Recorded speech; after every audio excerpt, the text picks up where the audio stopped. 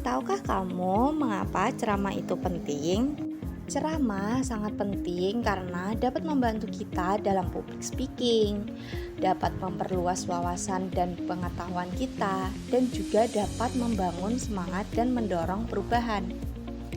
Sebelumnya, teks ceramah adalah teks yang berisi pemberitahuan atau penyampaian informasi yang bertujuan untuk memberikan nasihat atau petunjuk-petunjuk kepada pendengar. Nah, berikut contoh dari teks ceramah. Sebenarnya, apa sih isi teks ceramah itu?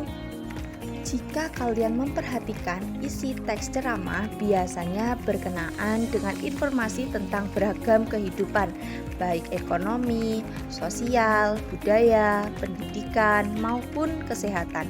Misalnya, ceramah bertema kebersihan, isinya berkaitan dengan masalah kebersihan pula. Teks ceramah biasanya memiliki pesan yang bertujuan untuk memberikan nasihat, petunjuk, atau petuah secara lisan. Adapun struktur dari teks ceramah yang terdiri dari yang pertama pendahuluan.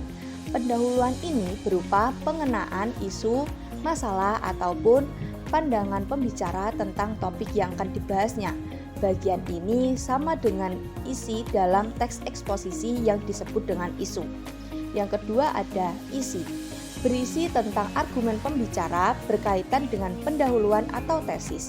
Pada bagian ini dikemukakan pula sejumlah fakta yang memperkuat argumen-argumen pembicara.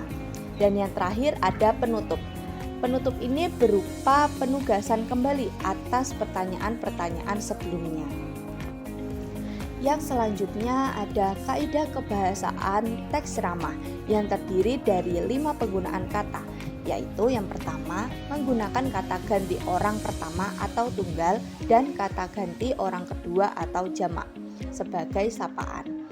Kata ganti orang pertama yakni saya, aku, mungkin juga menggunakan kata kami apabila penceramahnya mengatasnamakan kelompok.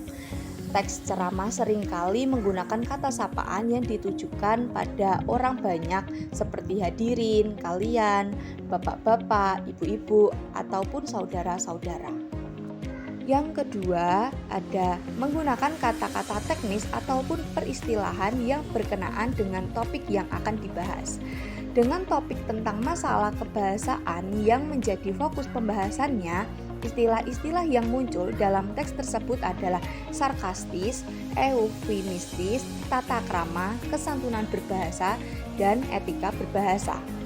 Yang ketiga ada menggunakan kata-kata yang menunjukkan hubungan argumentasi atau sebab akibat. Kata misalnya, jika, maka, sebab, karena, dengan demikian, akibatnya, dan oleh karena itu. Selain itu, dapat pula digunakan kata-kata yang menyatakan hubungan temporal ataupun perbandingan. Seperti sebelum itu, kemudian, pada akhirnya, sebaliknya, berbeda halnya, dan namun.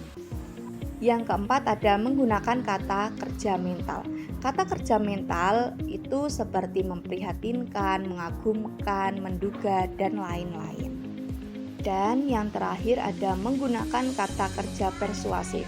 Nah, kata kerja persuasif ini seperti hendaknya, sebaiknya, perlu, ataupun harus.